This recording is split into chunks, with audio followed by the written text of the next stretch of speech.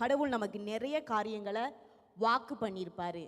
ஆனால் அந்த வாக்கு தத்தம் நிறைவேற மாதிரி சூழ்நிலைகள் என்ன செய்யாது, இருக்காது. ஆபிரகாமை பார்த்து சொல்கிறாரு, உனக்கு நான் உன் குமாரனை தருவேன், உன்னிலிருந்து உன் சந்ததி என்ன செய்யும், பெருகும், நீ அநேக ஜாதிகளுக்கு தகப்பனாய் இருப்பான் என்று கடவுள் வாக்கு பண்ணுகிறார்.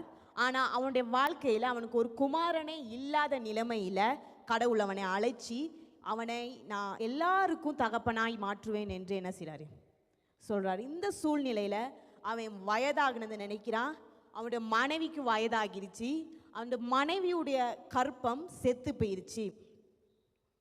அப்போ இந்த சூழ்நிலையில் அவன் என்ன யோசிச்சிருப்பாரு, கடவுள் அதை சொல்கிறாரு, நீ எதையும் பார்க்காத, உன் கண்களை ஏறெடுத்து பார். நம்முடைய கண்களை கடவுள் நமக்கு வாக்குத்தத்தம் பண்ணினதை நோக்கி நம்ம ஏறெடுத்து பார்க்க ஆரம்பிக்க வேண்டும்.